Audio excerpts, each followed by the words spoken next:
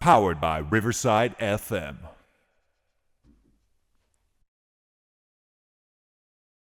Is there a shadowy network of unelected bureaucrats pulling the strings of power? Join us as we delve into the controversial world of the deep state. We'll explore the theories, the evidence, and the real world implications of this secretive force. From the halls of power to the back rooms of bureaucracy, we'll uncover the truth about this enigmatic industry. Tonight on Newsworthy, 2 words and 2 question marks. Hi, this is Ed Locke with USA Mortgage. Buying your first home can be overwhelming, but here are 5 tips to make the process go smoother. Number 1, find a lender, me, Ed Locke, that can answer any questions you might have and help you get pre approved. There are multiple options available based on your situation. Number 2, work with a real estate agent you can trust. Number 3, don't rush the process. Take your time and know that the process could take some time. Number 4, consider all the costs. Number 5, get a home inspection and review it with your realtor. Keep these tips in mind, budget for yourself, and you'll be that much closer to making your dream of homeownership a reality. So reach out to me at 502-680-0953. NMLS ID 448908, DAS Acquisition Company, LLC, doing business as USA Mortgage, NMLS ID 227262. This is not a commitment to lend. Additional terms and conditions apply. USA Mortgage is an equal housing opportunity.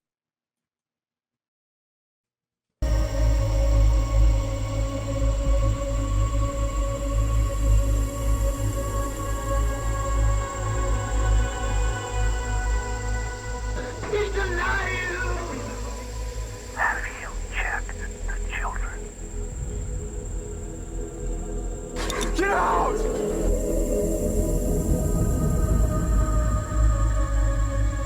You have scoured the podcast world and finally found us, Newsworthy with Steve and Jerry, where we delve into all things mysterious, macabre, or out of this world, and decide if they are truly newsworthy. 2 words and 2 question marks.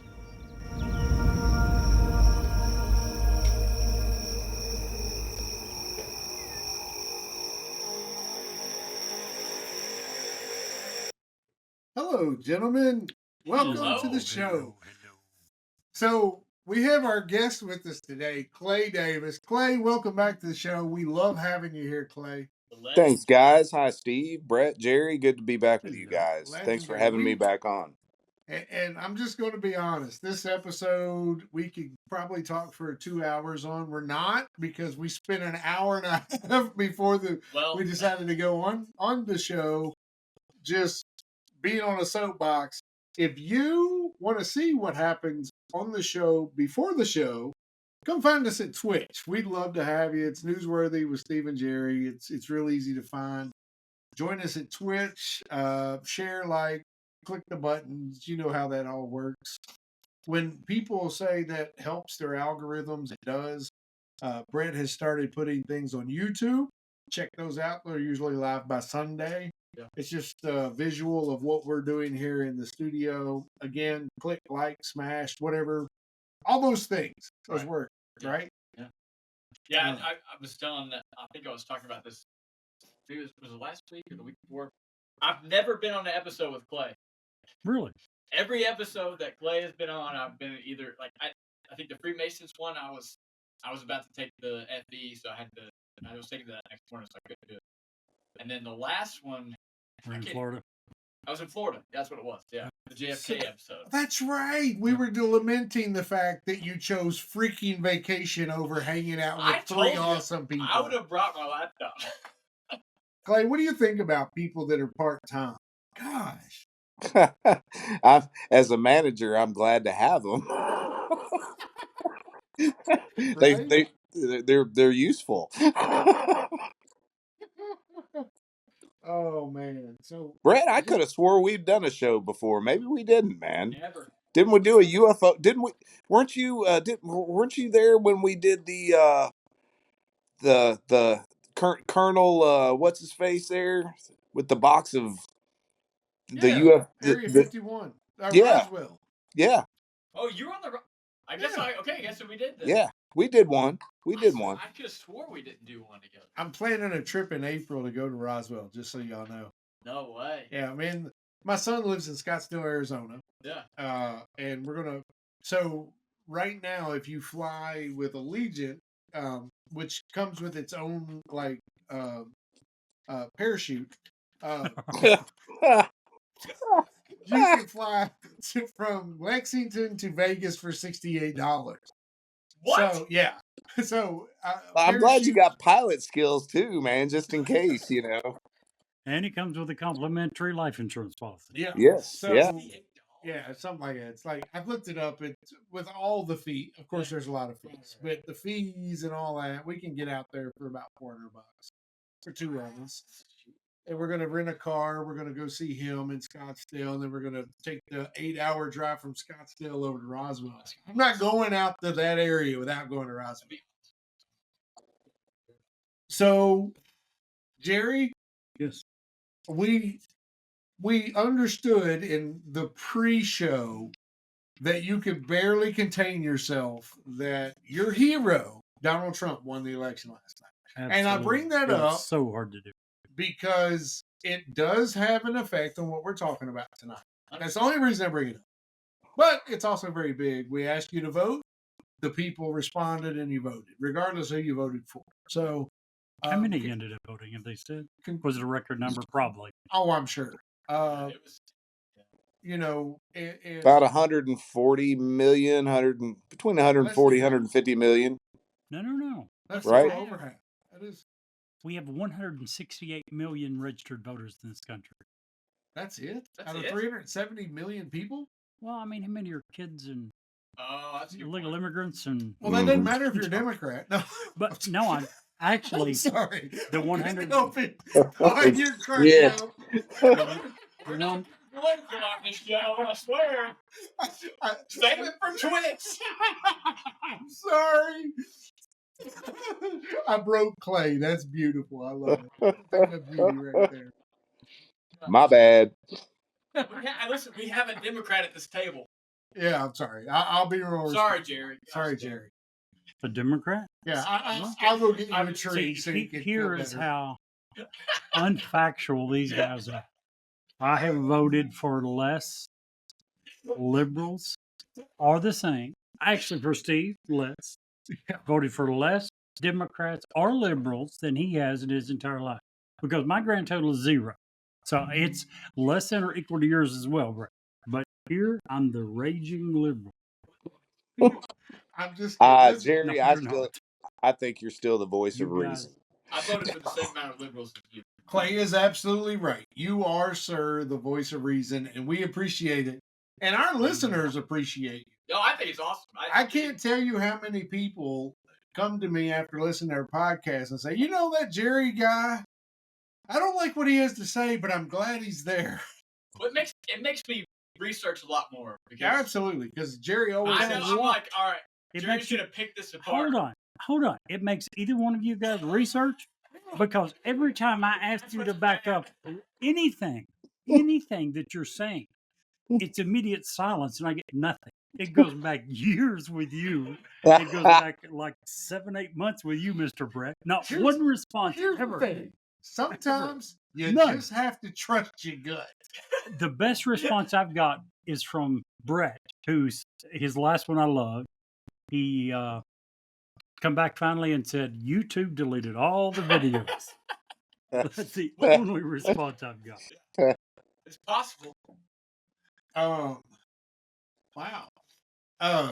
So anyway, we're I'm going to add one clarifier. Sure, go When ahead. I said 168 million, Yeah. that was the registered number in 2020. I think last week it was you and I.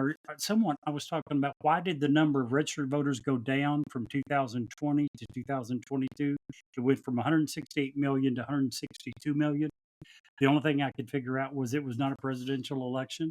Yeah, right. And right. I think Numbers maybe are always down for that. because when I was But do you go unregistered to vote? Well, they No, I they don't think so. they It's they what number- removed.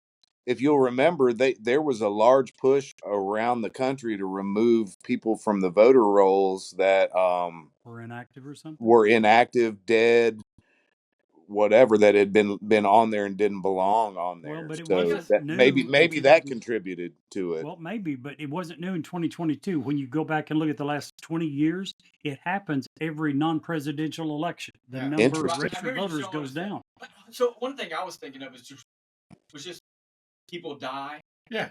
Right, and then Mhm. the More so younger- in those 2 and years? no, I'm just saying, like, before we looked at the chart, people had died, and then the younger generation that is getting up to Doesn't voting bother age. registering until. That's kind of what I was thinking. Probably. But the way your chart looked, it seemed like it's every presidential election, like you were saying. But that would go along with what you're But- saying. Yeah. There's not enough to motivate them to register Right. until the presidential election. I think this was the first presidential election since I've been at voting age that I've been able to vote.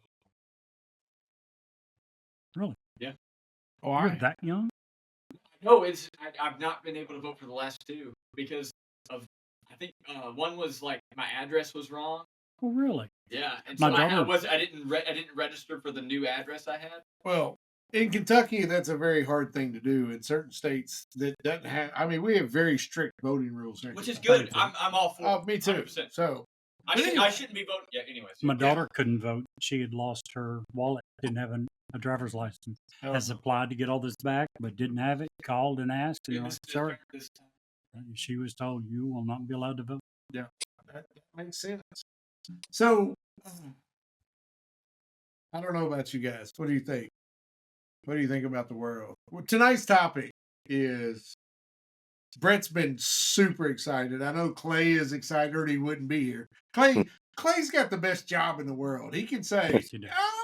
because you have access to a calendar. He's like, hey, I really want to talk about that. So he comes on in and he does his research. We love having Clay. Clay, Oh, for sure, we absolutely appreciate Yes, you being we do. here. I wasn't on that You episode. guys bring me in on the best topics anyway, man. I love it. You all reserve the best stuff for me, and I really Absolutely, appreciate dude. that.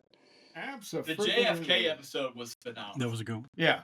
I'm so upset I missed that. That was a Yeah, banger. no, because we gave you the option. We were gonna let you I said I would get my computer. I have my computer actually. see. I'm pretty sure I promised. See, listen to him.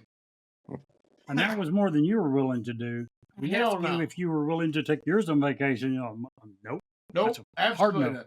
See, and most people don't even know I went on vacation. 2 weeks ago, I went on vacation. You told them last week. Yeah, When you come back. and went on a cruise, man. It was amazing. It was the most. Okay, so I am officially an empty nester, the wife and I. And last week, or when we went on vacation, was absolutely the most relaxing vacation I've ever had as an adult. I can't tell you how excited that was. Like, I love to cruise. This is like my 10th cruise that I've been on. And I was excited because we went to new places, but I would have been just as content to stay on the ship. It was just that relaxing, that awesome. But we're not going to talk about that tonight. Man, I can't. I got to tell you guys this story. I'm sorry. I wasn't going to say it, but I got to tell you. So when I went to get dinner tonight, because we always have dinner before the show, Right. I came home and you guys seen it.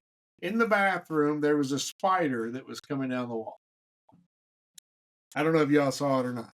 My wife told me to take the spider outside instead of killing it. She's a big soft. I don't know if you know. She told me to take it out.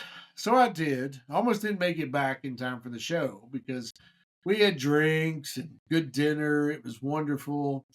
Found out he's a web designer. It was great. We're going out again next week, just so you know. Dude, you had all friggin' Yeah, week. man. Dude. All week. Dude, I'm about to say, I you were on thought- a cruise last week, but no, we did that No. show last week. I thought I had raised the bar for the dad jokes Yeah, the you last did. time I was You on, did. and I've come to find out that really was not the case at all. Not at all. It just got lowered dramatically. Yeah. We're talking about the younger generation. So I'm pretty sure most of the younger generation would identify with me. I can't get anywhere without a GPS. Really? Anywhere. So I actually accidentally changed the GPS to mail a couple weeks ago. Mail. What's it saying? It says it's around here somewhere. Keep driving. I love that. I like that. remember when Garmin's were an Sure. actual thing. Truck drivers Yes. still use them because they go Yeah. to all these places. But for the most part, most people use their phone now. I used to have a Garmin. Yeah, me too. Yep. And you could download voices for your Garmin. Yes. And the funniest one I had was a Bigfoot voice, and it would just be like, "Arr, arr, arr," and it wouldn't tell you anything. Never heard that one. It wouldn't tell you anything. And if Just you missed a turn, you know how it always like, make a turn, go back, U turn. It would just scream at you, and it was so frustrating and so mad. I'm never letting my kids use GPS when they're learning. I'm serious. Like it crippled my ability to have any directional sense. navigate. Like seriously, like I Just- have no ability to Think remember. think Like, of it took all me the, like 6 months to figure out where to go in Harrisburg. think of all the I'm phone numbers. Think of all the Right. phone numbers we used to memorize, Yeah. and we don't even have the capacity anymore. We don't Oh, even know we're on terrible. half the time. Yeah, I yeah. know. I know my own. I I know. remember my first phone number, my very first phone Thanks, number, Brett. Really? 269-2748. Wow. I remember Yeah. my first phone number I remember my home number because when I was it's a the kid. number mom and dad had Yeah, their entire life. yeah. So I remember my grandfather. My grandfather's been gone 20 years. I remember his phone number, 234-1702. I'll Awesome. never forget it. Yeah. It's back to crazy. the top. It's crazy to think that we can remember that shit, but we can't Oh, yeah. remember what we had for breakfast yesterday. But back then, as Clay was saying, back then you had to actually punch the number in. or How did Yeah. many times Yes. did you Yes. actually? Right. And you had to Yes. remember it. Oh, because I remember there's some things that I remember back in the day that I remembered from a previous time. Like I remember from all a kinds of previous shit. life? No, from like a Oh. previous time. Like because people always say, "Oh, you can't remember anything before you're 2." I swear, I had an argument with my wife. I remember when my sister was born, and I was a year and a half old.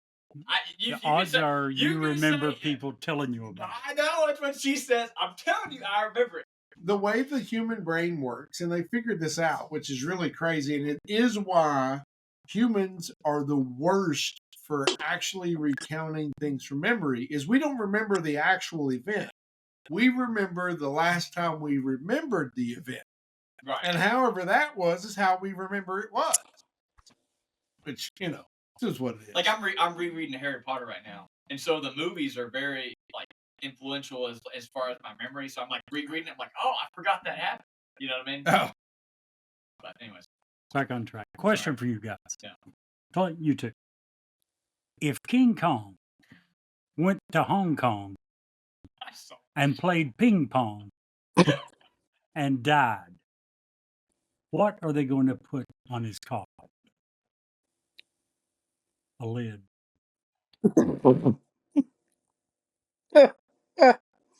Yes.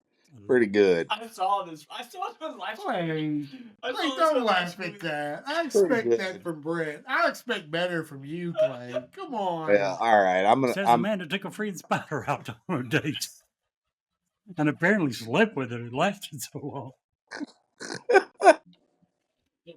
Mr. At least it wasn't a baby Make sure carrot. it's- That's all I'm saying. Oh, let me tell that one. Oh, no. Oh my god! Yeah, if you're listening, you need to tune in to our Twitch. We're at like 7:30 to 8:30 on Wednesday nights. Yeah, every Yeah. time. Depending. It lasts longer than the actual podcast does. Yeah. So, Clay, what you got, man? You Well, gotta save all right. the day. Here it is, guys. After an unsuccessful harvest, why did the farmer decide to try a career in music? Oh, jeez. Why? Because he had a ton of sick beats. I like it. I like it. You know what's not fair? He's had weeks to look at this stuff. You didn't like that? Dude, I 10 minutes I did, minutes but before I'm this saying shit he has an started. unfair advantage. Oh, I got you. I got you. Listen, that just reminds me of the song Ice Cube, Jacking for Beats. I love it. Anything that reminds me of Ice Cube, I'm on board. Speaking of Twitch, one of our listeners wants to know what's in the water. They said we're apparently talking about King Kong playing ping pong with his ding dong. Well, it's not water, technically. It is cold, sweet red. It's Blanton's. Imported Modelo. Oh. Listen, And the I'm winner? all for American-made products, Brewed right in the heart of Frankfort, Kentucky. There you go. That's right. I ain't getting no imported. Game Hitter 2006. Thanks for the follow, by the way. We got a new Yeah, follow today. it's awesome. Absolutely. We appreciate that, for real. So, are we going to get to the show? Tonight's show is a deep one. No And- pun intended. And it is one that Brett has been excited to cover. I've kind of tiptoed around and wanted to cover. We've touched on it. We've touched on it a few times. Jerry wanted to cover, and it was exciting enough that Clay had to be here for this show. So we're going to get into it. And the question that we're going to ask and we're going to explore tonight is there a deep state in Washington? Is there a cabal of people behind the scenes that are unelected, that are non-appointed, that continue between administration and administration and administration, that really have the power in Washington? And I think the way I put it That's on our your Facebook definition? post, and the way I put it on Facebook was a group of people who are unelected, unappointed, that literally have all the power in Washington. Now, I'll clarify, because my definition of that is very simple. Let me see. Here it is. This is what I posted on Facebook. For those of you who follow, our Facebook page is newsworthy with one question mark, because that's all Facebook will allow. But it says, tomorrow we go to the polls and elect a new president. Republican, Democrat, doesn't matter. For years, conspiracy theorists have claimed that the true power in Washington belongs to the unappointed bureaucrats, the military-industrial complex, the lobbyists, the FBI, and the CIA. That is my definition of the deep state. Who has the real power? We see a front. We see the presidency. We see senators. What's happening behind when the doors close? Did you all see? I think we talked about it last week. Did you all see the Trump Rogan podcast at all? I Yes. saw pieces of it. I want to watch the whole thing. Let me interrupt you real Yeah, quick. go I ahead. want to get Clay's definition and see if he thinks that I'm right or if we need to add something. Clay?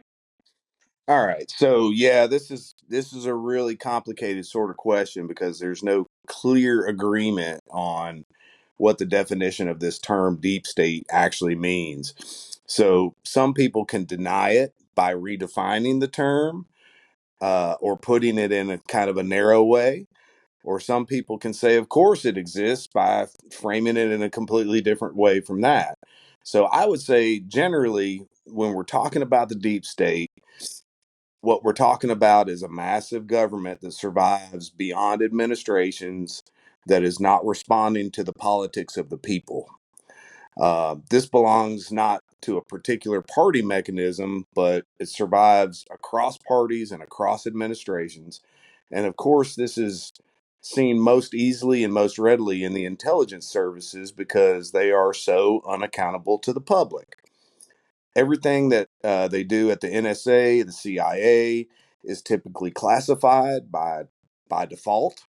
And unless someone actually decides to make it not classified, then we actually might get to find out something. According to Ed Snowden, even emails to colleagues about where to meet up for lunch are classified.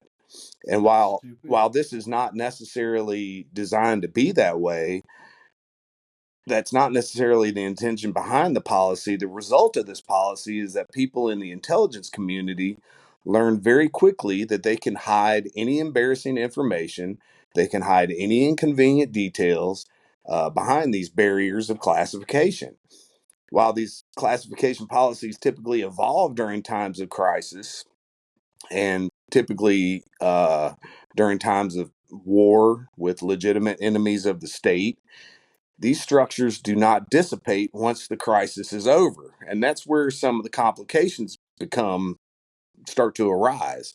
Yeah, in the intervening periods that there's no crisis,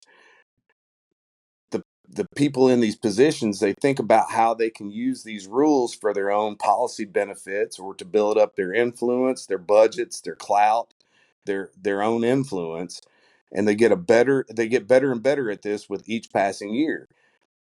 Each time you get a new administration, it's a new round in the game. And eventually, the people who are the greatest experts at understanding and abusing these rules, the best bureaucrats, are not sitting in the White House. They're not sitting in Congress, because those guys come and go as the years pass, and they win elections and they lose elections. It's the people who sit there for 30 years or more in these agencies with their hands on the lever the whole time. And that's what the deep state is, sort of in a larger sense, but it's not limited to government.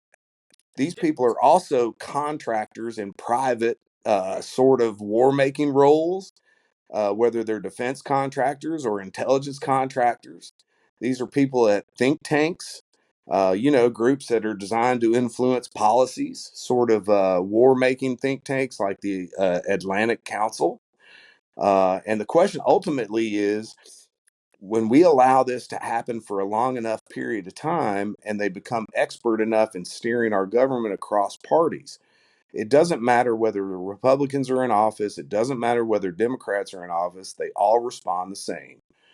They all eventually get to the point of saying, yes, when enough pressure is brought to bear on them. And perhaps a good example of this is when the Speaker of the House, Mike Johnson, flip-flopped his position against renewing the FISA surveillance and his position against continued funding of the conflict in Ukraine immediately after a meeting with the CIA. Whether they had dirt on him or what, I don't know, but he caved once the agency's pressure was brought down upon him. And it raises a question. CIA, Clay. Let me cut you off for just a second. Let me just ask you a question. You brought up the CIA. Did you know that in John F. Kennedy's tenure as president, the very night that we got YouTube imagery showing missiles on Cuban soil, 103 miles What from type of Miami. imagery? YouTube, the spy plane. I thought you said YouTube. No, YouTube. I'm like, what the hell? Spy plane. YouTube. Yes, go ahead. The only person here not drinking thought anyway. That night, instead of going to his war room, instead of going to huddle up with all the people that would be important in making this decision, do you know what he did? He went to a cocktail party in his neighborhood. Do you know why? Because everyone who he trusted, everyone who is in what Clay just now described, was at this cocktail party. And that's the advice of the people he took. Not his generals that were waiting at the Oval Office. What is the Dulles? What was his first name? Alan? The director of the CIA. Yeah. Alan Dulles. Thank you, Clay. I knew you had it. You're the man. Alan Dulles was one there. of many men. Yeah. There was a whole group of people there who were in the know. And his main objective was to know how long we had known they'd been putting them there before he done something. Now, those people that were in that cocktail meeting were all about invasion. They wanted Cuba so bad they could taste it. They'd already tried to kill Castro 42 times. Oh, I've got a question. Well, My question is of Clay, because his definition and your definition of deep state differed a bit. a bit. When you were talking about who it was almost identical. Unelected people pulling the strings behind the scenes. Here's my question. Your definition was that they were the people with the real power. Is that also your belief, Clay? I don't know that they have the real power, but I think the problem is the power that they have is unchecked. 100% agree Yeah. with Clay. So- I don't think it's necessary to go as far as what you're saying. I think that you're trying to get too narrow with it. Well, here's the thing. And furthermore, it raises the question of who really has the most power in our entire society. Is it the voter? and at least in theory, the politicians that are supposed to be carrying out the people's will? Or is it this larger constellation of influential groups and actors who are able to subvert and shape the decisions and influence the decisions of these congressmen and presidents and leaders? That's the bigger question. And I'm going to, here in a little while, I'm going to take it out a step further as to who I think the real deep state is here after we have a little bit of conversation, because I think there's two wings, and I'm of the mind that one of them we probably need to find a different term for, because I think there is one that really is the deep state, and I think You there's and I are on the same path. yeah. So And just because Jerry's here, because I love Jerry, but he always says, "Bring me names, bring me receipts," as Dan Bongino would say. I got receipts tonight. So, but Brent had something he wanted to say. So I just wanted to bring up so one thing that came up in the Trump Rogan interview was one of the first questions that Rogan asked Trump was, how was that first day of being president? Like, what was that like? Because Trump becoming president, he has to appoint all these people. And one thing he It's said like hundreds. was, It's like thousands. Right, he said it ended up being, like, because he probably appoints, hundreds to, like you said, 1,000 people. No, And it's those 3,000 or 4,000. And those people appoint other people, right? So I mean, he's ended up. I think he said, I don't know if this is actually correct, but he said he ends up appointing specifically like 10,000 people. But he was saying that he had to listen to a lot of the people that had been there. So these people are in his ear saying, "Hey, this is the guy you should appoint. Like this is the guy you should appoint." And he said one of the things he regrets was listening to a lot of those people, which hopefully he will, since he's won the presidency this time, he won't make the same mistake. Well, on that same Joe Rogan podcast, I have to cast some aspersions of doubt on whether he's learned his lessons or not, because on that same podcast he was talking about what a great guy Pompeo is, and Pompeo's a piece of garbage. And he talked about a lot of Democrats that he thinks are like Pompeo's not a Democrat. Yeah, he's a Republican, and his administration. Yeah, and America has come out in several polls and said that they have harbored tremendous disdain for this man. He is literal human garbage. He appointed him as Secretary of State. Is that not correct? That is correct. Right. Yeah. So he's not a Democrat. I'm not saying he's also former director of the CIA. Yep. Who admitted that the CIA's number one task is to lie, cheat, steal, and kill. One of you mentioned earlier about did the CIA have something on him? It made me think of something that I read when I was researching.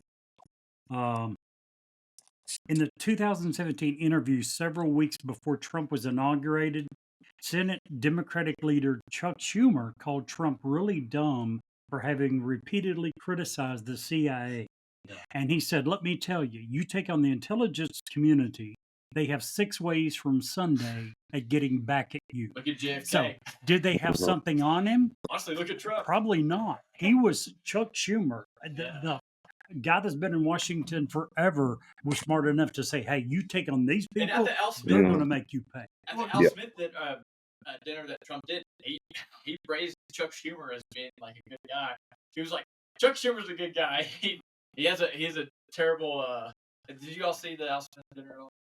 No. Parts of it I did not. He praised Chuck Schumer. Well, here's the thing. But Jerry, to your point though, real quick, while we were on the topic of what Jerry was talking about, I was initially shocked and awed when Schumer made that statement, and America as a population did not, as a group, come up with a sense of complete alarm at that, because we have an agency or agencies that are supposed to answer to the president of the United States, and this guy is saying they can get you whether you're their boss or not, or whether you have shit on them or not. Yeah, exactly.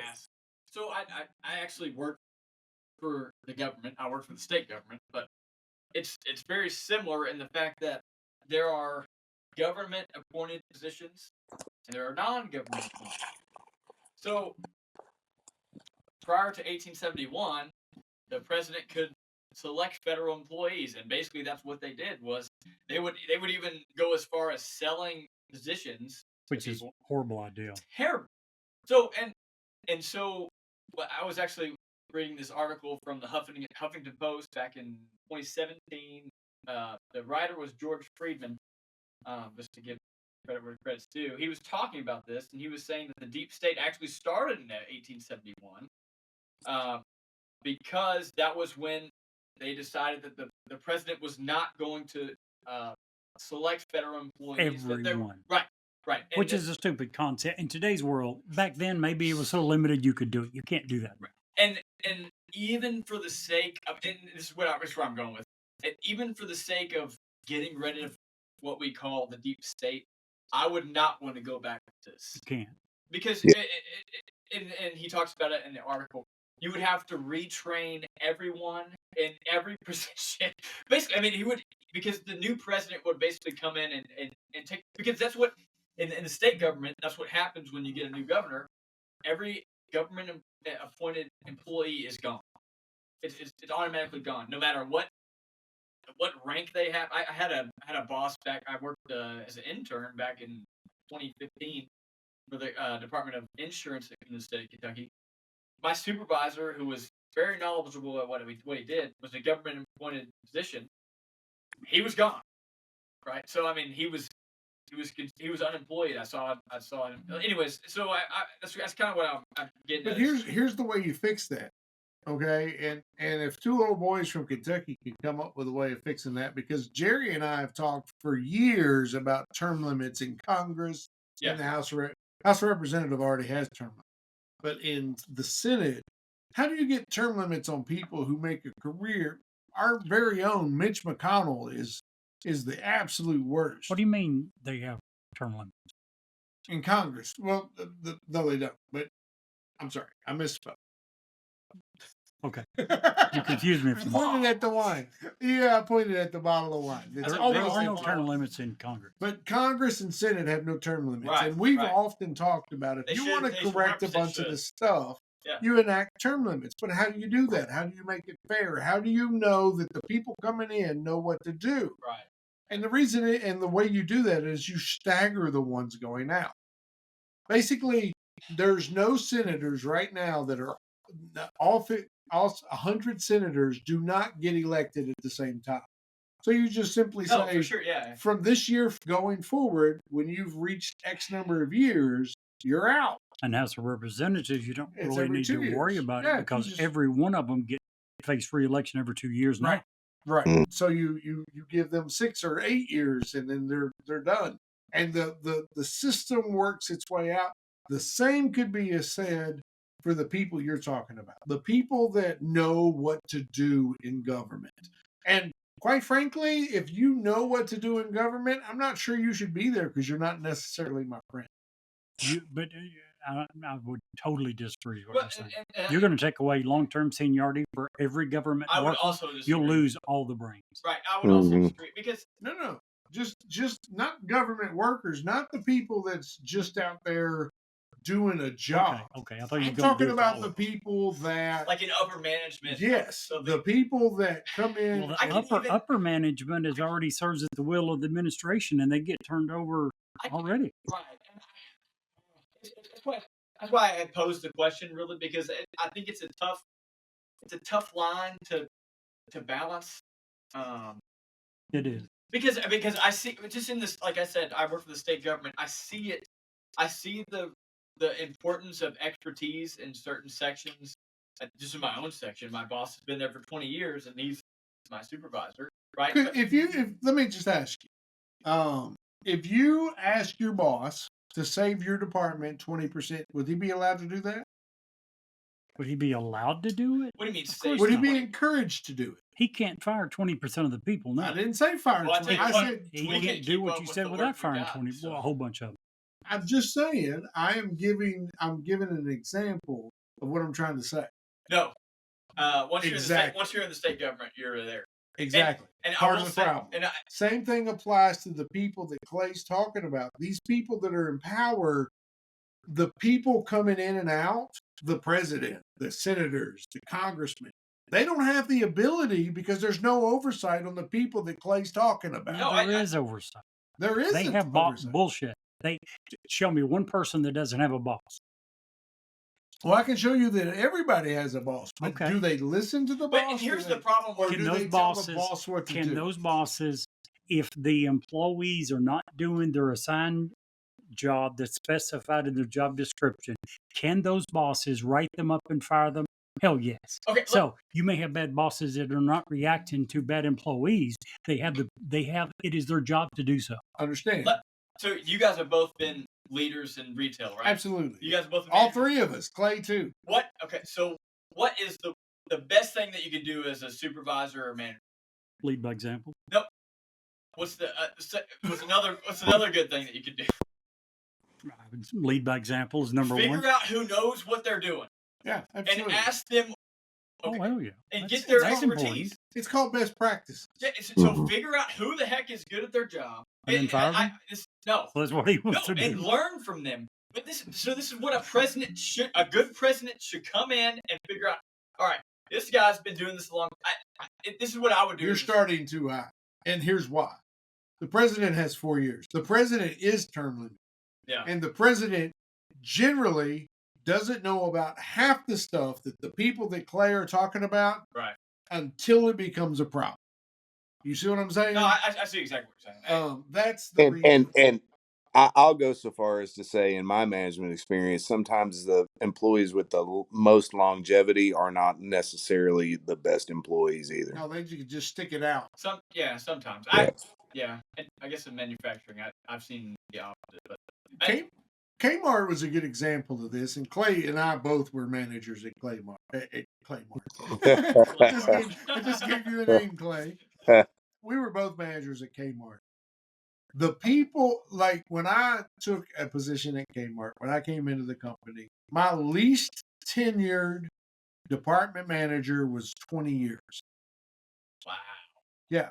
So you know They got how nothing easy to my prove job at that was? point. Huh? They got nothing to prove at that point. No. They have no incentive to, yeah. They're going to do their thing, and then that's it, and you're going to have to suck it up because But you want finish something what else. you started to say. How easy was your job? my job was very easy. Because they took care of everything for Right. But Yeah. what it allowed for me was an opportunity to do a lot of things that were beyond the scope of what I was supposed to do. Right. Okay? And I think that's Now, what a that's president would come great. in wanting to do. That's great in a retail environment.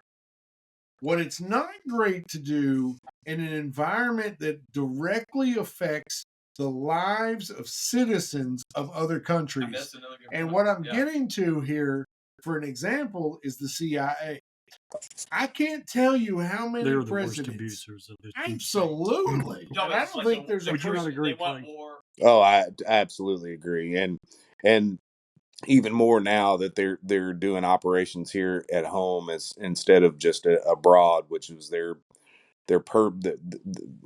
purvey of operation when they were in inception. When the inception of the CIA happened, was that they were gonna bring back intelligence from abroad. Well, not only are they bringing back intelligence from abroad, a lot of times they're creating ops out there. They're actually creating scenarios that happen out there and making things happen instead of just reporting back what the situation is. And they're also doing things here at home now. It's unacceptable. I'm not a Democrat. Okay, I'm not afraid to admit that. No. But they literally came to JFK, and we'll go back to the Bay of Pigs. We'll go back to Cuba, the Cuban Missile Crisis. The CIA came to the president of the United States of America and said, "Hey, we have a plan that will galvanize the American citizenry to authorize an invasion of Cuba to take care of these missiles and to take care of the communist threat." Do you know what that plan was, Clay? The What was it? plan that these geniuses constructed, these geniuses with zero oversight. And yeah, they have a boss. But did they really? Because they operated Their well. boss was more crooked than they were. Exactly. Thank you. In this case, Thank you. They Mm. wanted to bomb Miami, Oh, yeah. Atlanta, and Yeah. Boston and blame it on the Cubans so that we would Yeah. be galvanized to go to war against And Cuba. this is why so many people have distrust in like things like 9/11. Right. Everything. Distrusted Mhm. everything the government says. Right. hmm I mean, we've talked about the whole alien stuff. Just even, and that seems so minute compared to some of this stuff. In my opinion. Okay, I Yeah. agree with you because we have no clue about what's up in space. We are so dastardly freaking evil here on Earth that should be the last of our concern. As much as I love talking about it and love getting into No, for it, sure. I mean, nuclear war is way more of a Real. risk Yeah. than Mhm. aliens. You know, Clay, what do you think? yeah, I want to hear what Clay says. Clay, tell us about who, if you could put your finger on some of the deep state people today, and you can just back it up to agencies. Who do you think would you consider as part of the deep state today? Well, I mean, immediately you think the NSA and the CIA. I think the FBI to some degree, especially here lately, they've been acting in ways that they previously didn't act and inserting themselves into political situations. But as far as like the real deep state, let me just throw this out here. People talk about two things when they use the term deep state. And I think one of them is legitimate and the other one is absolutely a real thing, but it deserves a different name or a different term. Some people, when they say deep state, they mean the vast bureaucratic state that doesn't turn over every time there's a new administration. You know, the people who keep the lights on, the career bureaucrats and the government officials, as we previously discussed. And that thing does have a lot of power in it, and it's not well regulated, and that's very problematic. So, but that's one version, the career bureaucrats. I think these people pose a huge problem that and are perhaps a layer of the they're a layer of the deep state, but maybe we should come up with a different name for them. I don't think they're the true deep state. The true deep state has a central element that makes it very distinct. And that central element that makes the deep state distinct is a thing called black budgets. Ooh, yes. These are budgets that are generated off the books. And the reason that that's the central defining element that makes the deep state that makes that the deep state is that it excludes the deep state from the control of the entities that the founders decided would be involved in the checks and balances. In other words, the Congress has no control over the budget of the CIA, or I'm sorry, the Congress has control over the budget of the CIA, but only the official budget. It does not know where the black budget is or where it comes from. It's not written down anywhere that Congress can access. Likewise, with the courts, they have no access to it. So there are lots of ways that a clandestine organization can generate a black budget. Having done so, it becomes a special problem. So if you imagine someone ascends to the office of the Director of Central Intelligence Agency, it could be anybody, and he or she says, all right, I'm the director of the CIA, and I want to know how this agency really works. What they're really going to get is a list of all the stuff that's on the books. Excuse me. They are not going to get a list of any of the things that aren't on the books. Not until they're trusted, anyway. And that is, to me, I feel like that's where the actual roots and the real problem of the deep state lies, because those black budgets curtail bosses, supervisors, leaders from actually holding these people accountable. They can generate these funds. We know going all the way back to the 80s when they were charging $1,200 for a hammer and $800 for a toilet seat. Those funds were going straight into these black budgets. And there's also been several people, I'm not going to go deep into this rabbit hole. There are a lot of people who feel like the funneling of narcotics has been another avenue for these people to Well, we know generate that with Iran revenue. Contra. Clay, What's you don't that? have to go deep into it. I'll open the can and jump right in. We know for a fact that a CIA has worked with the cartel to Yeah. just flood our country with drugs because they get a cut to fund these black projects. We know for a fact that the crack epidemic of the 80s was a direct result of the CIA flooding New York and the big major cities with this drug, and they couldn't have done that without some sort of government because somebody's going to catch on to that. Right. And even after we hope they stop that, we know they were doing the same in other countries. Right. Ollie Yeah. North and the Iran Yeah. Contra affairs. This is Oh, yeah. Prime example. Yeah. hidden This Yeah. is information. and then you take that on top of you take the like you said, the $800 for a hammer. That's stuff that can be traced.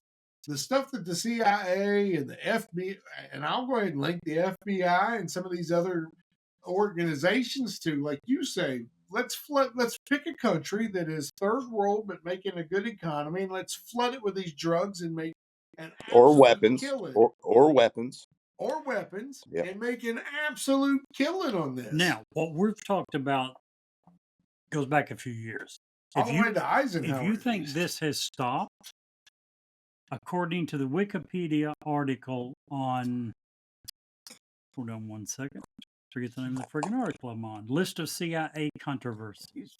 that's like 18 freaking pages from the last 10 In years. 2009, on July 10th, 2009, House Intelligence Subcommittee Chairwoman Representative Jan Schalofsky announced the termination of an unnamed CIA covert program described as very serious in nature, which had been kept from secret from Congress for 8 years. CIA Director Leon Panetta ordered an internal investigation, like he didn't know, Right. to determine why Congress had not been informed and, in fact, had been lied to about the program. By the way, the program to this day still remains unnamed. The American public have never been told, but we did know that in 2009, they were still pulling the same crap. So if you think this ended back in the 70s, 80s, 90s, you're sadly Absolutely. mistaken. Oh, no. It did not. I don't think anybody believes that. And Brett, what do actually, you got? well, I think that one thing that I saw was if they polled the American public asking who believed that there was a deep state. And I think I'm not, I can tell you, my source, anybody but who it knows was like politics. more than half of Americans believe that there's a deep state. Well, In October 2019, a YouGov poll found that 70% of Republicans, 38% of independents, and 13% of Democrats agreed that there was a deep state trying to Right. overthrow Trump. That's Listen- almost Oh, yeah. 50% that thought he was trying to Right. overthrow Trump. Mhm. The number of Americans from the polls that I saw that believe in a deep state is somewhere around 60 to 70% overall. When you don't define it, just Here- narrows to this one. whoa, that was Whoa, loud. Sorry.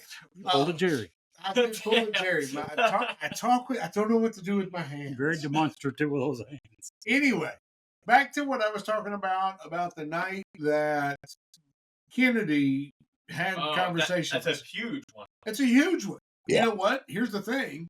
All of the people that were at that cocktail party lived within a block and a half of each other. If that's not, and most of the people that were at that party were unsupervised, unappointed, and they had immense intelligence power. So did you all? You guys didn't watch the entire. You guys need to watch the entire Rogan Trump Well, interview. you know, This is the reason why I'm bringing this up for a reason. well, Clay So- apparently did. So Clay's I gonna watched it bust all. you up. So here. I hope he does. So he talked. So Rogan obviously is a big conspiracy guy, Absolutely. super big. He asked him about the One of these days he'll get numbers like us, but until then, Listen, Rogan. If you want some lessons on how to run a podcast, just email us. We got our email at the end of every show. Just yeah. reach out to us. But but seriously, like he asked Trump. He said, "Why did you not release JFK?" I saw this part of it. You did see this. Yeah. And Trump basically said was, whether he meant to or not, he basically confirmed everything that we believe. Because he said that there was too many. He said people advised him that it would be too big of an issue, that people were still alive that would have been convicted, right? Associated that with were is the word he associated used. with this what sounds like he didn't say it outright, but it sounds like a cover up. And he basically said that he said it was time to release it. He basically told Rogan that he was gonna release it if he became president, but it just sounded very because he didn't say that. Oh, well, there was nothing to it. Like, but he tiptoed all the way around, saying, "Yeah, there's a whole lot of shit there that we did, and it needs to be released now, but I couldn't at the time because people were still alive." So, do you think he will this term? I hope so. He said he would. I think he will. Well, I think he'll get one of the again and say probably shouldn't because. But why would he listen to? Exactly, and this is why I think he will, because I think he was really trying to get Rogan to support him. Because I honestly think whether you guys, Rogan is like what I can't remember how much more, but way more influential than CNN, which is one of the most influential. It's not even a competition. He gets more views than CNN and MSNBC combined. Right. CNN, MSNBC, ABC, and Fox News. Yeah. Right, and Fox News.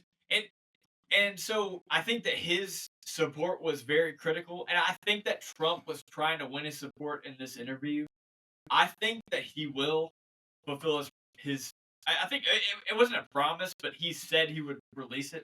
Yeah. I think that he will. Well, in his defense, he already released far more than anyone else ever had. No, it was like 90% of it he released. The only thing, I think he said he only saw like 50% of the file. There's very little left that wasn't released. The primary player who played an integral role in convincing Trump not to release the remainder of it was Mike Pompeo, the human piece of garbage that I was talking about earlier. So back to this Rogan. And I know that Rogan has more listeners than CNN, MSNBC, and Fox. Just on this one podcast. Just imagine if he actually listened to us, how many listeners he could have. Just saying. On X, between him and Elon Musk's post of the Trump interview, over 70 million views. Yeah. I mean, 70? That's half of the people that voted, a little more than half of the people. That's not even fathomable. If you really think about it, that's an unfathomable amount of people.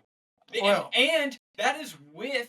So, did you all hear about the fact that YouTube basically, like, it wasn't that they would not. So, if you looked up Rogan Trump interview, it would not pop up. Oh, you know who owns YouTube, by the way? Google.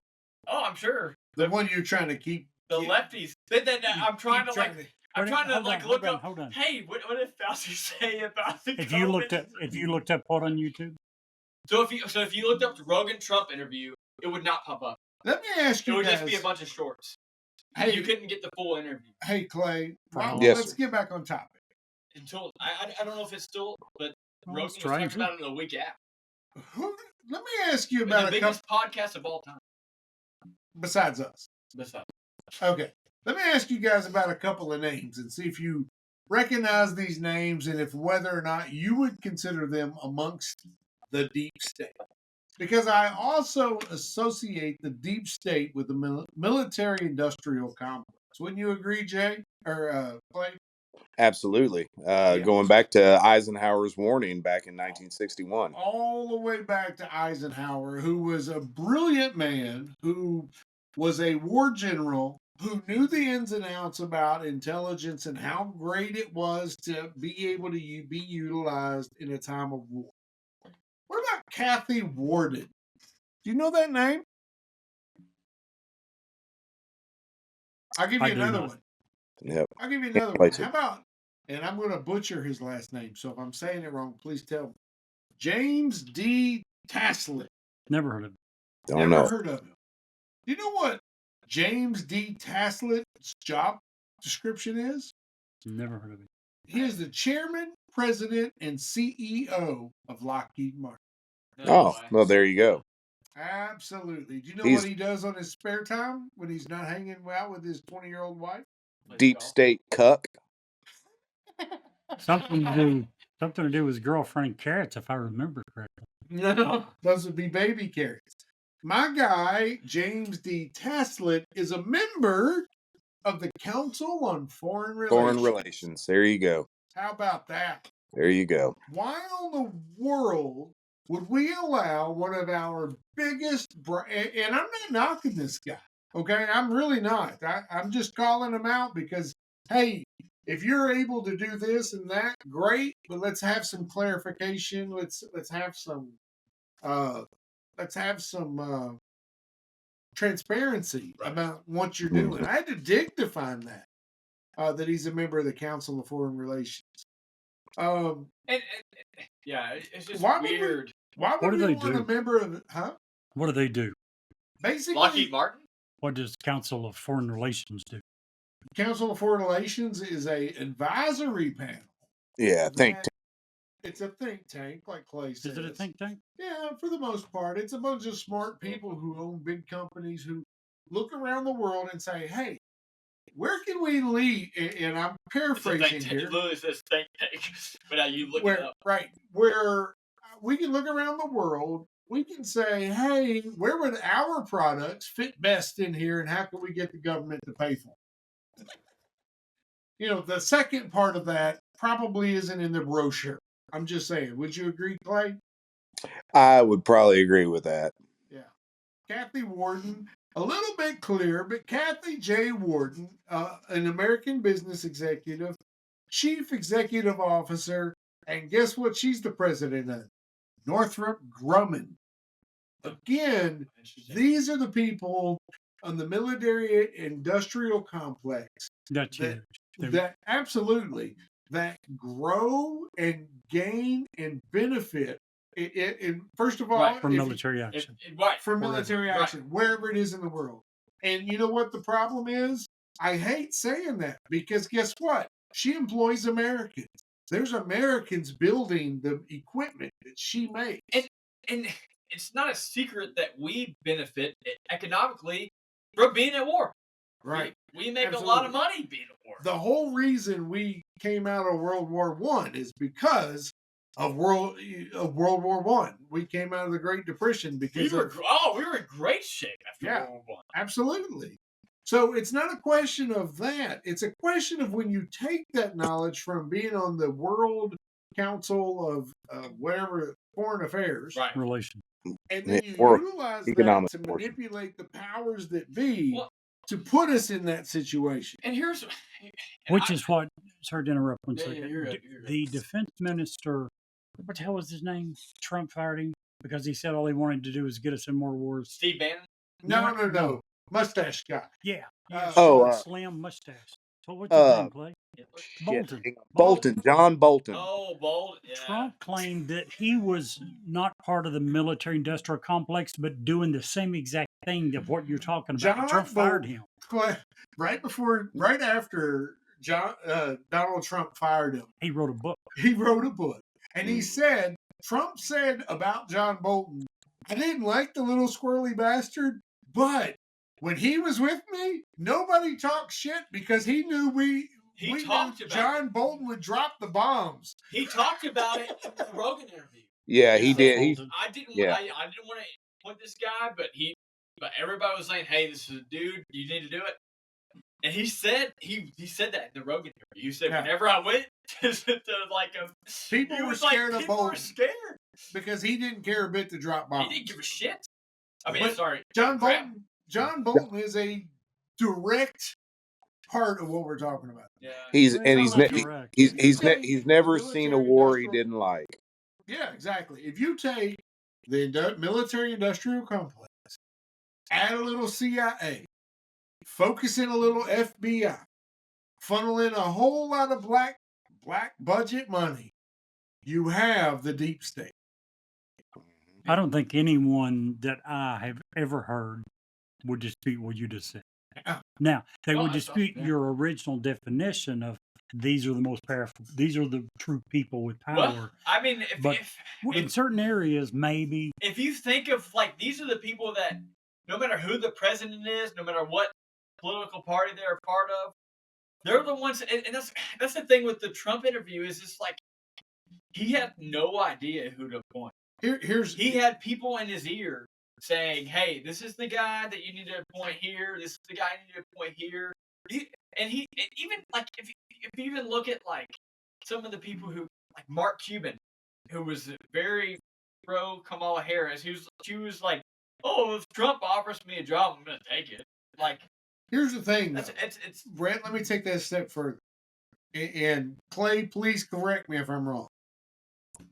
When you have, as an example, from Trump to Biden, now back to Trump, when you have a president like Donald Trump who has enacted policies based on what people have told him, Whichever president's going whichever he does. Right. But I'm using these as a Right. as a recent example. so I don't think Biden was enacting his own policy. And then you bring Biden in, and he doesn't change particular policies for whatever reason. You can pretty much start connecting the dots that those policies, because there's not a bigger difference between Trump and Biden. Those are two iconically different and opposing people. Did we lose Clay? Oh, shit. Clay. We may have lost Clay. He'll come back. But you those people are, Can he come back? diametrically. Looks like I'm frozen up over here. Diametrically opposed. When those policies stay the same, you can start tracing the dots back to the deep state, in my opinion. I agree. Because those Maybe. But here's the point. We're talking about the military-industrial complex, right? yes. Earlier, we were talking about how many should be gotten rid of and how many kept. How much of our military do we want the new president to fire and hire his boys? Isn't the military something where we absolutely have to have a ton of experience when it comes to generals and the people leading the military? This is one thing that Trump talks about because if you look at the military enrollment is very down. Part of that's planned. Very down. Well, I don't know if Some of it. planned We're or not. We're not. I We're mean, not hurting for people to sign up for the I military. was so I you just say looked it that. up. I was talking to so when I was a teacher, I was talking to some of the recruiters that were coming to talk to my class, and they said that they were very down, like Clay's back. hundreds and hundreds Welcome of back. people. Like they were used to like Oh, I lost 1,200. your sound glue, Clay. Sorry. No. Make sure he's back. Are you back, Clay? Welcome back. Yeah, we seen. Yeah, I know I see him, but I but I can't don't hear him. Yeah, Can't hear you, Clay. I don't hear him at all. No, I still don't hear him. But I see his we're mouth not moving. talking about feet on the. So this is. We're talking about the head dudes, the big guy. No, I'm not talking about anything. I'm talking about enrollment. So people like young people enrolling in the military. Okay, but what's it got to do with the deep state? Well, I'm not saying anything with the deep state. I'm just saying that enrollment in the military is down. Okay, I'm not disagreeing with you, but my point is, we're talking about how to fix these problems, and earlier we're talking about how many should go and stay. When it comes to the military, how many generals do we want to fire and hire brand new guys with no experience? Well, none. So here's an example. I'm not even. I really hope. I don't want to make this political, but there was an admiral that was appointed with Biden's administration. That was trans. He was appointed as admiral. He was not an admiral already. Technically, she was appointed as admiral. I mean, I guess my question is, what were they before? What position? From what I understand, nothing. I don't know. I don't know. You can't do that. I don't know. do I that. don't know. I don't know. Military does not. But the first female admiral was a biological man. Right? Am I?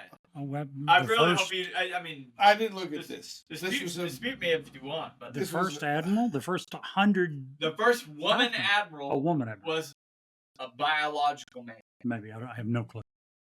Well, it was, but anyways, Clay, can you? I can't hear Clay. I really wish Clay would talk. Yeah, Clay, we need you, Clay. He's Why shaking his can we head. not? No, me too. He's trying to talk. And I see his mouth moving, but I can't hear anything he says. His mic is messed up somehow. Well, I don't know. We lost him. Your mouth is moving, but I can't. I don't think it's him. I think it's because we have to reboot the whole thing. I really hope we don't have to do Shouldn't. I If I guess leave and come back before and didn't have to. Yeah, he should. He should be able to log in. True fact. I don't know if it's on his end or.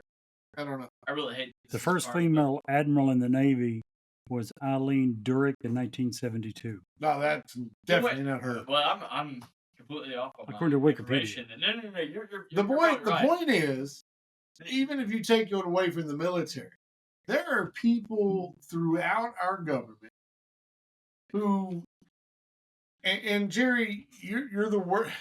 I'm the worst at what? No, you're the best. You're the best. Here's the problem. Here's what I'm saying. Here's the problem with you, I just said a bunch of bullshit, and apparently I was wrong. No, what I'm because saying is, when it comes to the deep state, it isn't necessarily about the who. It's about who is getting the ear and directing the traffic of the people who are in power. Right, and just because I don't have any power doesn't mean I don't know where the bodies are. And I'm really just thinking about, like, if I was in leadership, I come into the presidency, I don't have any experience in the presidency, obviously, because I'm coming in new. Hang on one second. Clay, you back? Hang on one second. Before you say anything, I'm going to pause, and that way we can all get back, because I don't want to finish. I don't want to finish without Clay. Yeah. So we're going to pause right here. All right. Here we go. We're back. Woo! Are you there, Brett? I'm here. Sweet. Jerry ran away because he was a punk. What about you, Clay? Are you back? All right. How have you got me now? Gosh, thank goodness. I had it reconnected me twice, and both times, man, I had no audio when I came back. The third time was a charm. So you know what? You just make my job so much fucking harder. I don't know if you heard all the crap that he was spewing over here, but he was like, "Clay, bail me out." I heard that part, but man, it froze up on me, so I missed almost everything leading up to that. That's bullshit. So what I was saying, so do you remember there was a trans? I guess he/she was appointed as admiral. I think it was of education or something like that. Yeah. I thought that it was the first female admiral, but maybe it wasn't. Jerry looked it up. But maybe it was like a star admiral, I know there's different stars. Anyway, where was that going in terms of the deep state? I was just kind of saying, like, the deep state is so the deep state used to be a Republican thing where the Democratic Party, like, so if you think of John F. Kennedy, Democrat, very hard Democrat, was very against the whole CIA, FBI, and now it's kind of switched, and I think a lot of people on the left, on the Democratic side, are seeing that a lot of the ideals that the Democratic Party have held for the last 20, 30 years. Our live show looks like it's going, but here's what I would say. Let me just stop. It seems like it's switching. Here's what I say. I think if they are true deep state, they don't matter who, right or left, Republican or Democrat, who's in office. Well, that's the whole point of the deep right. state. And I will say, what do you think, Clay? I think I understand where Brett's going. Where you were wanting him to help. Well, in that, I think, and I may be wrong in interpreting this, but are you saying that the Republicans are kind of switching to the party that the Democrats used to be with regard to how? Yeah, they represent the common man, really. I mean, and that's what the Democratic Party used to be. Yeah, But they when used to they represent represented the commerce, the working man, right, and the working class guy, Republicans were the party of the war hawks, the right, neocons, and all that. Now the neocons are all coming over to the Democratic right. side, and And I there really is think Trump changed that. there is a polar shift that's going on. I do Yeah. agree with that. I do agree with the political shift. We need to see where it's going though, because I'm not entirely sure where it's going, and I don't believe it's completely settled out yet either. I think there's going to be a lot more people that switch sides, the Tulsi Gabbards and the RFK Juniors, the Cheneys moving over. I think there's going to be a lot of resettlement before we see how everything settles out. Well, I think that that's the way of things. Yeah. The more things stay the same, the more they change. And You know? honestly, I'm in favor. I mean, yeah, Here's the You're thing. talking. Oh, go ahead, Go- Jerry. no, No, go no, ahead. no. I've talked enough. You were talking about Trump and the deep state. We all know that Trump truly popularized the term deep state. Yeah. And before 2016, he was claiming that the deep state was trying to prevent him from being elected. During his presidency, he said numerous there's no times proof that they were of it. working against him. Yeah. Well, okay, you say there's proof. Hold on. Let's talk about the proof. Shortly after that he was elected president, he continued to talk about it. He appointed a special prosecutor, his administration did, John Durham, to investigate what he claimed was the crime of the century, right? Right. Now, which was the conspiracy to sink his 2016 campaign by the Right. deep state. Right. John Durham had a 3-year probe. Right. What were the results? Let's talk about the proof. What were the results of John Durham's 3-year investigation into the deep state? Pardon? They didn't find it. Well, he found a little bit. He accused 3 people. He brought criminal charges against 3 people. 2 were found not guilty. 1 was actually found guilty.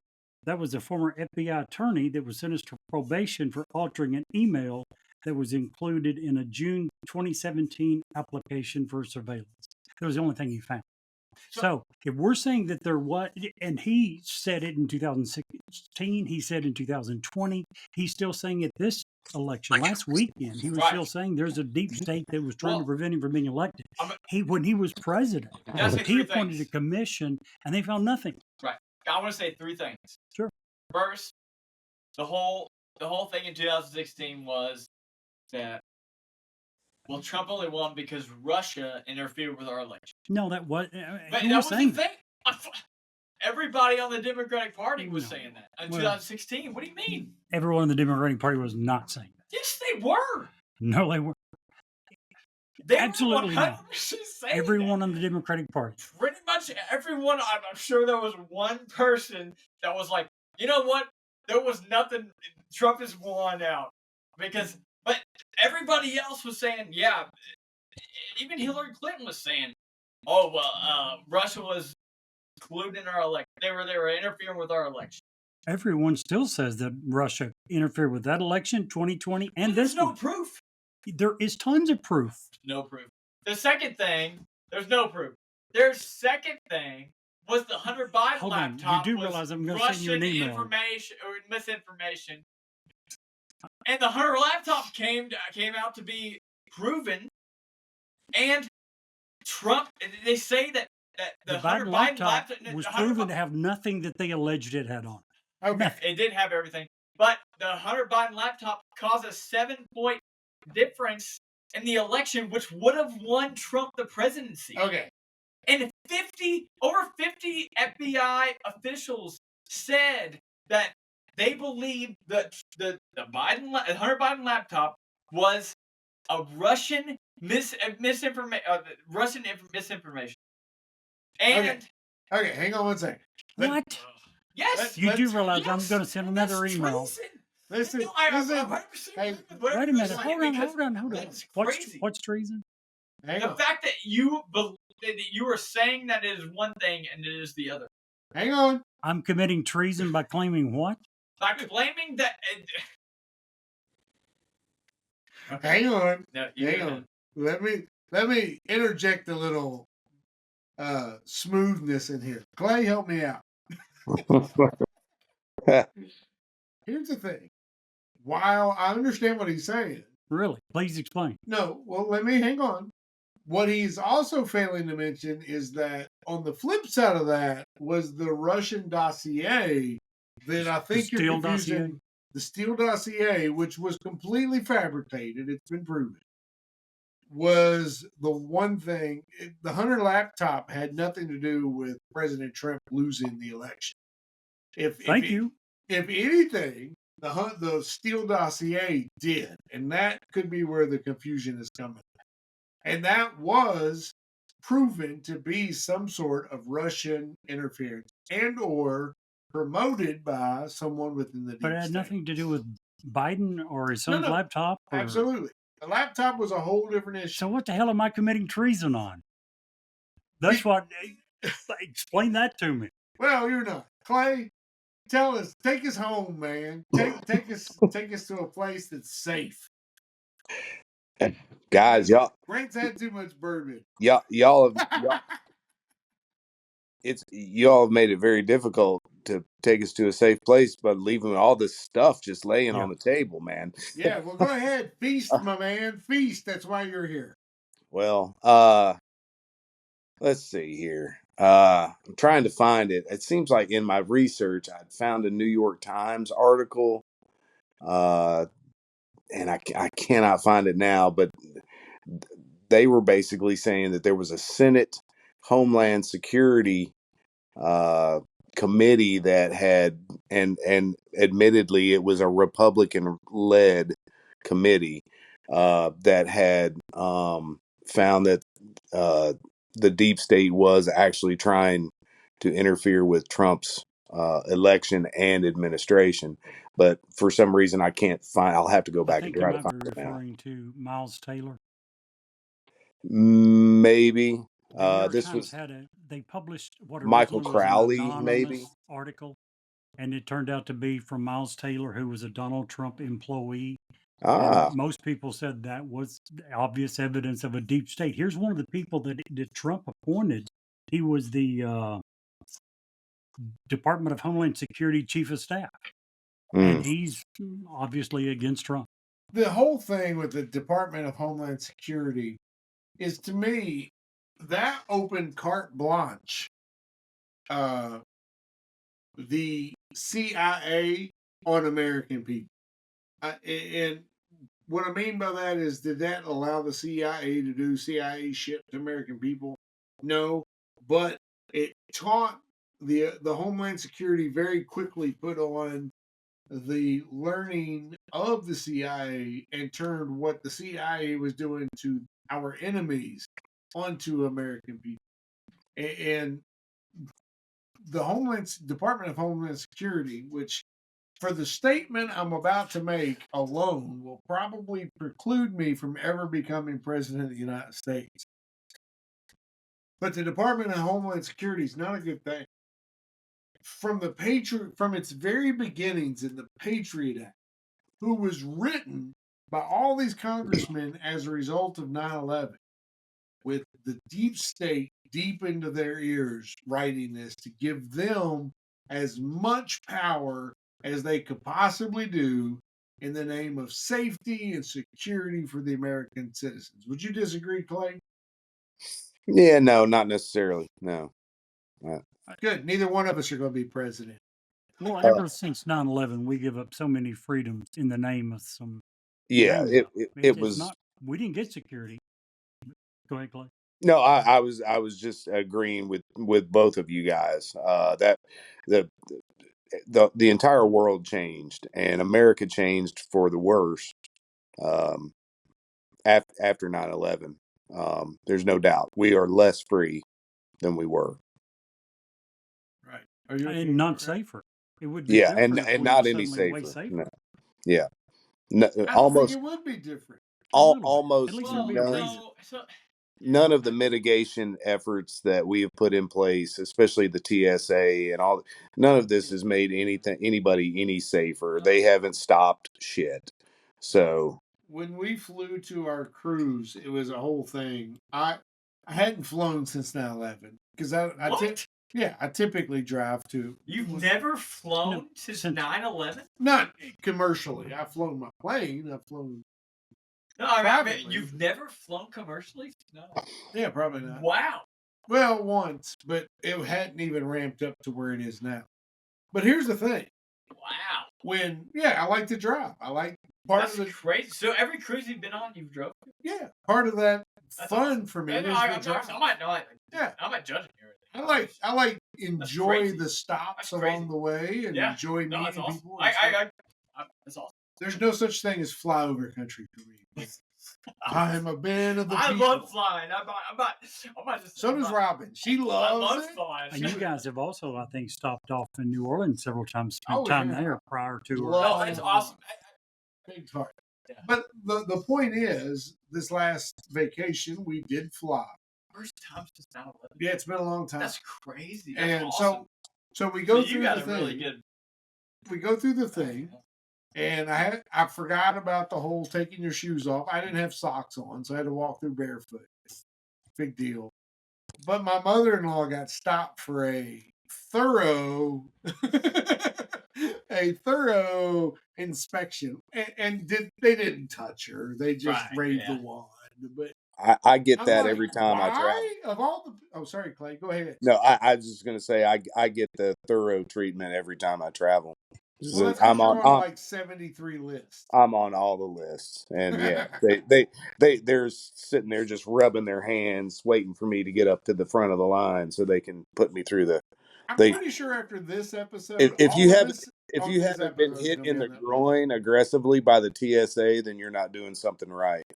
Okay, I gotta say, and I apologize, it's getting late, but I gotta say, have you guys seen the video of the guy coming through TCA or TSA, and they're doing the pat down, and they're like, "What's this weapon?" And he's like, "It's just me." And I'm not going to get into details. Right. Encourage you to watch the video. And he's like, "No way!" And he bats him down again. He's like, "Oh yeah, that is just you." I got a supervisor. TSA supervisor called on me because when they were giving me the treatment, just before the TSA agent put his hands on me, I said, "Before you start, I just want to let you know my safe word is Nutter Butter." And he looked at me and said, "Excuse me?" And I said, "My safe word's Nutter Butter." I said, "I think this thing's about to get a little intimate, and I just want you to know if it goes too far. If I say Nutter Butter, then you need to stop." And he said, I don't think you're very funny." And I said, "I don't think you're very good at what you do." As I said, as a matter of fact, I think you're an effing joke. And he got on his microphone and called for a supervisor right away. It was beautiful. It was beautiful. Yeah. That's awesome. Yeah. Oh man, I wish I could have seen that. Oh yeah, it was great. You should see me. My kids get mad at me if they're not in the car whenever if I get pulled over by the police. Like one time I was going to pick up my son from work and I got pulled over for a license plate light that was out, and I said, "Well, son, I'm going to be a little late. I just got pulled over." And my son was like, "Oh, damn, man, I wish I could be there," because he knows that cop was not going to get off easy. It was going to be just awful for him. Drive around Louisville and let Nick pull you over. Yeah. That would be great. That would be fun. Oh man, can you imagine you get pulled up by Nick? Oh, jeez. Oh man, Nick would have me laughing, man. He's such a funny kid, man. Such a funny guy, man. Honestly, and here's the thing: it's like you think about cops, and it's like if anybody was gonna be a cop, Nick is the dude I would want to be a cop. Dude, that has got to be, and I've said it. Jerry has been here. You've been here. I don't know if there's a harder, more thankless job on the entire planet than being a police officer. Mhm. Thankless? Oh yeah, You because think?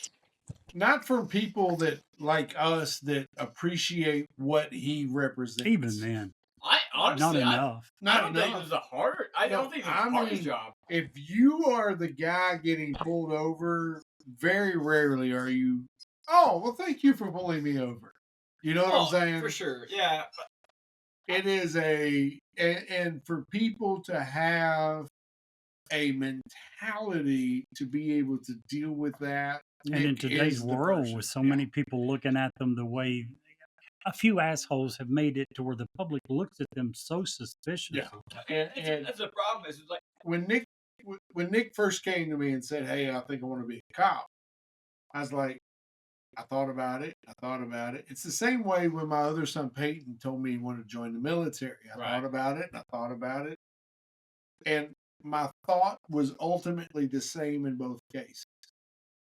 I want you to be the guy that people can depend on. well, and that's a credit on you, really, as a father, Mm-hmm.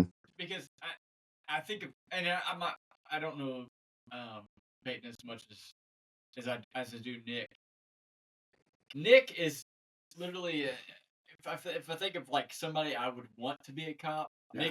Nick is one of those. He's people. got the mentality. He's got the personality. He's got the patience. He's got everything. Yeah. It's like I don't consider him as like.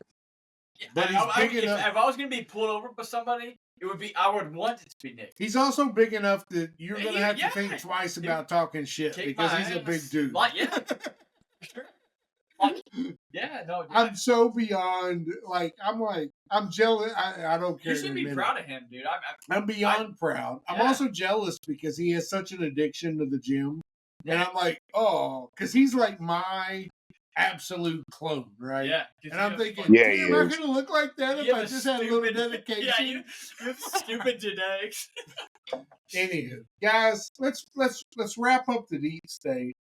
And I'll give each of you guys, first we're going to vote.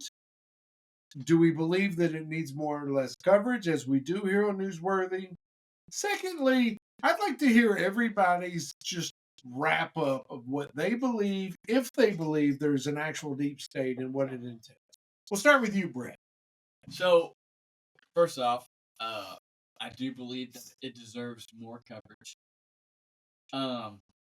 Second off, I think that 100%. I think that I think that because I've seen the way the government operates, I've seen the way that even government appointed employees, they will rely on the expertise of those who have been there a while, and even though I'm at the state level, I can see it translating to the federal level. I just see it. So even if we got a new president, we're going from Democrat to Republican president. Whoever he appoints is going to rely on the expertise of those who have been there, who have been in those positions of upper management, who are not government appointed. I just see it. I just see it being a thing where those people are going to have the ears of those who are in power. Perfect. Jerry. It's unanimous, and I don't think there's any way to possibly say there's not a deep state when you look at the definition that we finally ended up with. And anytime, should there be more coverage? Anytime you have a group of unelected, which means basically people who are not going to be held accountable, Mm-hmm. making it's debatable how much power they actually have. We debated that some, but no matter what, we know it's a ton of power. It's influential. Absolutely, yeah, and influence, absolutely, Clay, and that to me means it absolutely needs more coverage. And this is not something we're ever going to fix. It'll always, like we were Right. saying, in some aspects of the military, you got to have the experience. We know it, so you can't fire them all. But Mhm. yet, when the new guy comes in, there's so many people listening to him that getting their ear. It's a problem that'll never go away, and it absolutely needs more coverage. I don't think it needs to go away. I don't think there's a fix to make it go away. I agree. There's not. So, I didn't mean to step. No. I mean, So I also agree that it needs more coverage, and it will need more coverage as long as our government exists as it currently is. which I hope it always does. Right. I still believe in every fiber of me that we are in the greatest country God's ever given me.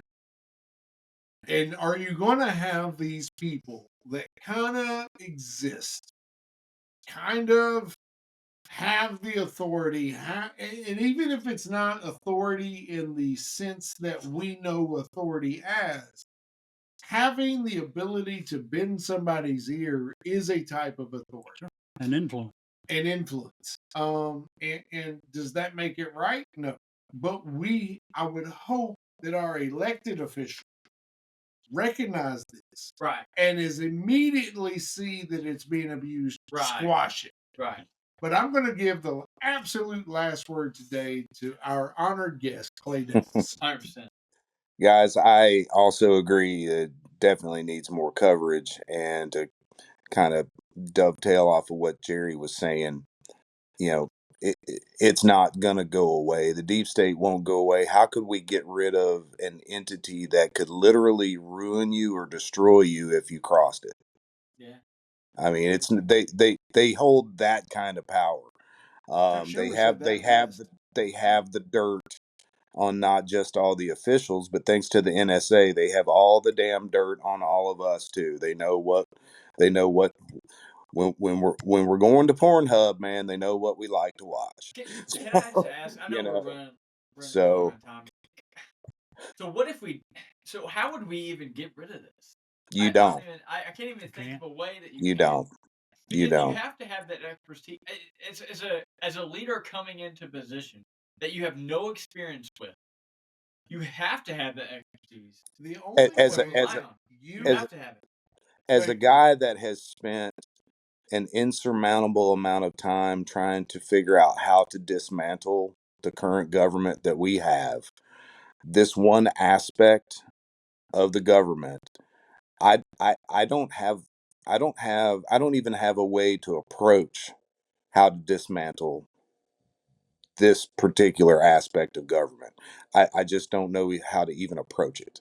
And I spend a lot of time thinking about how to shrink and make our government smaller, if not entirely gone. And this is one part. I don't have an answer. I don't think there's an answer for it. I'm the same way. I thought about this a lot just prepping for this episode. It's just like I don't think that you can get rid of it. You can't. The only thing that you can do as a citizen to eliminate it is to go live in a country and renounce your citizenship of it. But then you're at the liberty of whatever government. I don't disagree. You know what I mean? Like, but if you go to Africa, like you're at the liberty of the African government, which is super corrupt. And the CIA is so entrenched in Africa right now. You're screwed there too. So right, I'm sure you're screwed. Yeah, it's just like you're never gonna get away. America is so powerful. You're never gonna get away from the influence. As Jerry always says. What say you? Jerry always says, absolute power corrupts absolute. Yep, it does. And that is the deep state. I think that's the best way of describing that, to be honest. Especially CIA, NSA, the intelligence community. Mm-hmm. Dwight Eisenhower, with his warning to the world, was spot on. And shame on us for not heeding that guy's warning. He was pretty smart, though. Guys, Clay, again, always an amazing episode with you. We love having you on the show. Absolutely. I love coming on here, guys, and I really, really appreciate y'all inviting me back. It's always an honor to be here, and I'm really glad Brett could be with us this time. It was a great discussion and another banger episode, guys. I love it. Clay should just be here. Move him in. Just move him on in. Yeah. I got an extra room, Clay. All right, guys. We appreciate you. You guys, let's see here. Let's do this, shall we? What a great conversation. But we're not done yet. Stick around through these very important ads for an awesome bonus story. JT's Way is a Christ-centered, nonprofit organization with a call to help hurting families during the loss of a child. At JT's Way, they assist families grieving from the loss of a child through assistance with things like funeral expenses, emotional support, guidance through the grief process, and help in their healing journey. While paying for funeral expenses, they help navigate picking a funeral home, burial plot, or cremation services, and provide families with grief counseling resources. JT was 17 years old when he died unexpectedly in an automobile accident. He was a senior in high school and a student in the automotive class. JT loved cars and music, and he took his role of friend very seriously and made sure to make friends wherever he went. Their mission at JT's Way is to minister to families by financially assisting and connecting them with their local resources. These resources will assist in the financial and emotional burden of burying a child. Their aim is to aid in the healing process for parents and families, and these resources include grief counseling and parent-sibling groups. The outside world doesn't stop, but we can tell you from experience that a parent's world certainly does.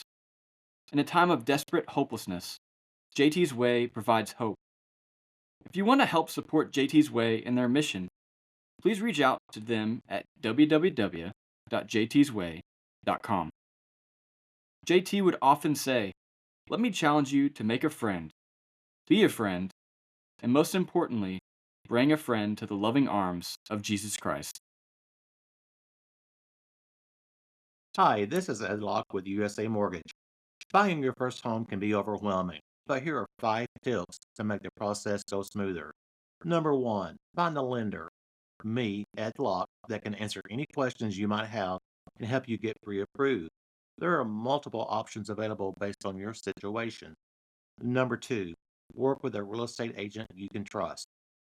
Number 3, don't rush the process. Take your time and know that the process could take some time. Number 4, consider all the costs. Number 5, get a home inspection and review it with your realtor. Keep these tips in mind, budget for yourself, and you'll be that much closer to making your dream of homeownership a reality. So reach out to me at 502-680-0953. NMLS ID 448908, DAS Acquisition Company, LLC, doing business as USA Mortgage, NMLS ID 227262. This is not a commitment to lend. Additional terms and conditions apply. USA Mortgage is an equal housing opportunity. If you would like to share suggestions for future episodes, or simply tell us how much you love or hate us, reach out to us via email at newsworthywithstevenjerry@gmail.com or text us at area code 540-709-1318. And now, back to the story. Guys, I gotta be honest. Sorry for messing it up. But I got not one, but 2 amazing bonus stories because they're kind of short today, but Nice. both are very appropriate. So obviously I just came off a cruise. So this one is directly as a result of that. So the Pacific Princess, famously known as the Love Boat, during its feature in the popular TV series during the 1970s and 80s, was built in 1971 under the original name, the Sea Venture. It was acquired by Princess Cruises in 1975 and renamed the Pacific Princess. The ship gained widespread recognition and became a symbol of the emerging cruise industry, largely because of its portrayal in the hit show, which aired for nearly a decade and made cruising more popular to the public. After its retirement from Princess Cruises all the way in 2002, the vessel passed through various owners, including Quail Cruises. However, due to the aging structure and cost of the repairs, the ship was finally decommissioned. In 2013, the Pacific Princess was sent to Turkey, where it had started to be dismantled for scrap, marking the end of an era for such an amazing cruise ship. Over 30 years, the ship was invested. Oh, Lord. Yeah, crazy, and that's unheard of for a cruise ship Yeah. today. 30 years. Yeah, Holy. so Sorry, what year was it? 1971 it was.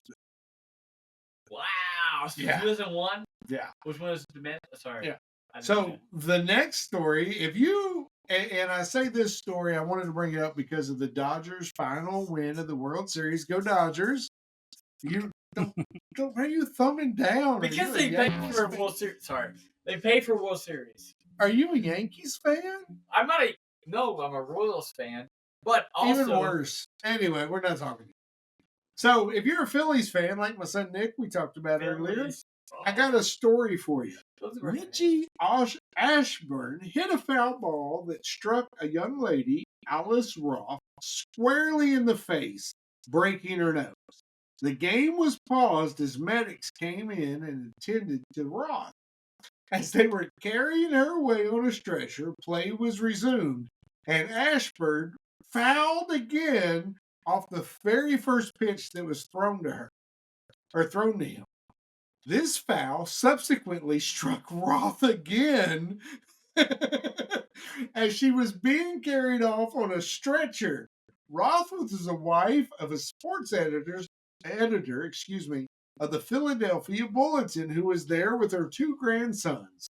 The second foul ball broke a bone in her knee, and there was blood everywhere. So this man literally 2 foul balls and destroyed this young lady. And made a shit ton of money.